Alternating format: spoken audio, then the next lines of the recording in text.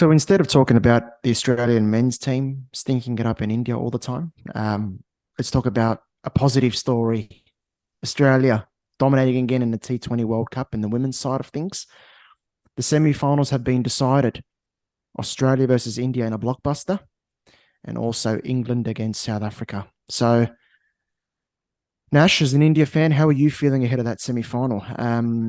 Talk to me about India. Where do you see them at the moment? Because it was a bit squeaky bum time against against Ireland there for a bit. What do you Look, reckon? look, I think Harmanpreet Kaur not being in form Mm. has hurt India a lot in this World Cup. And even against Ireland, it was slow going. It was slow going. It was there was no urgency from the batters. Even though Smriti Mandana did play a good innings in the end, they ended up with 155, but it was they shouldn't have only got 155 in the first place. They should have, got at least 175, 180 because they knew that the net run rate or the rain delay is going to play a big factor. They should have, started scoring a bit faster from the get-go. And that's where my skepticism comes into play against Australia in the semi-finals, because Australia has been, it's Australia. It's Australian women's team because they have been the sort of the benchmark or the standard that everyone wants to play at when it comes to world events, or when it comes to cricket in general. This Aussie team has really shown the way forward of how a team should approach the game and play the game. But on the flip side, this Indian team has been a real thorn in the side for the Aussie team as well for the last couple of years, for the last few years actually. And they have really challenged each other at times. They have, right from India breaking that streak last year in Australia, and even going back to the 2017 World Cup, um, this Indian Even in team that does Commonwealth Games Commonwealth final as Games well, as that well, they and pushed Australia really close. absolutely, Yeah. because this team really brings the best um, when they play Australia. And that's what I'm really looking forward to when they play tonight, and really hoping.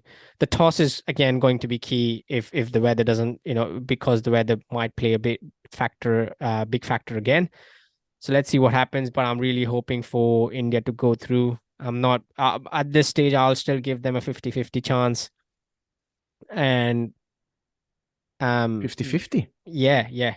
I'm positive. I'm positive because I hope Harmanpreet Kaur and Could Smriti happen, of Mandana, course. who are the sort of the not sort of who are the most experienced in the side, really turn up on this big event and show the leadership skills and lead by example.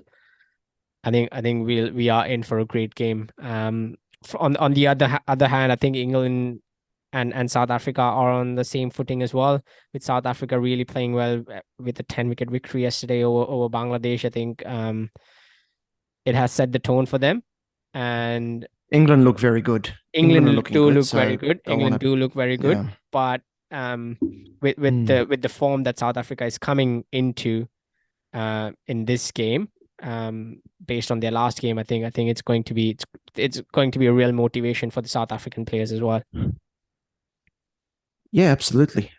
Just touching on that India game, India just too many dots, so they got to sort that out against Australia. You can't be facing the 51 dots they faced against England against Australia. Otherwise, you next to no chance. Yep.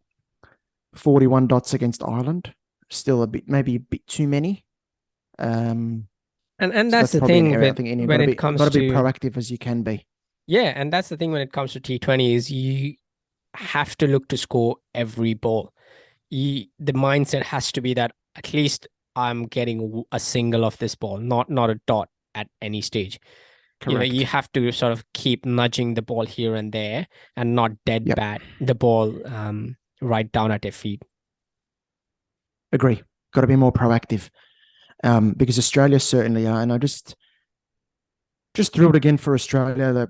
A terrific group stage. They make me feel very safe. Make the Australia fans feel very, very safe. Watching them is just there. It's something we expect now to win all of our games. But what I look at Australia is how many different contributors we get in different games. So Alyssa Healy's been, the only player for Australia to hit over 100 runs in the tournament so far. But Beth Mooney has hit a 56 not out. Meg Lanning's hit a 48 not out. Talia McGrath's hit a 57. Elise Perry hit a 40.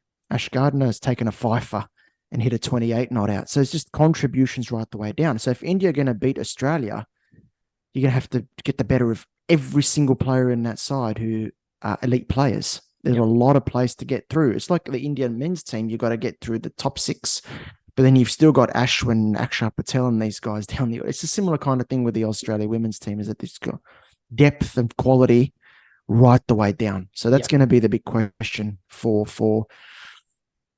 India. But Renuka Singh, magnificent bowler. I look forward to seeing how she goes. She gave Australia a lot of trouble last year at the Commonwealth Games. She's a massive, massive key for India, along with the others working together as a team in limiting Australia's impact. But who knows? Remember in 2017, Harmanpreet Kaur produced a performance out of nowhere. Absolutely. Kind of thing. That's what I'm expecting. Something like that is always expecting. Oh, you got to expect it. Hoping. No, hoping. Sorry, wrong choice anything of words. less. Anything less Wrong gets a choice of fail. words. That's what I'm hoping. Of course, and it can happen in a big game, in a knockout game. One player fires on the day, and in this T20 format, anything's possible. So, I look forward to it. Should be a terrific contest. I'm hoping for an India-England final. You're hoping for an Australia-England final, I'm guessing. Yeah, Australia-England, so we can beat England again. Yep. Yeah, makes sense. But I will say England are looking very impressive. I'm impressed with their attack and also the balance of their team. They're looking good. But yeah, whether they can. Same with South Africa is stepping it up in the big games. They've got there now South Africa after a very shaky start, losing to Sri Lanka in their first game. But they're there and they're coming with some confidence, as you said. So 2 fascinating semi-finals. Yeah. All right. That's a quick wrap up of the Women's World Cup. And to listen to the full podcast, please go on Apple and Spotify, or follow our Twitter account as well at the Crick Block Podcast. And you can follow Sharbel at Crick_block, and you can follow me at Nash V Sun on Twitter as well. Please subscribe to the channel, keep commenting, keep liking, and keep sharing. And do let us know in the comments how we go, and if you want to listen to any other discussions and feedback. And thank you, Sharbel. Thank you to all the listeners. Thank you to all the subscribers. I'll see you again here for the Cricket Dailies for the 3rd test and the 4th test. Take care.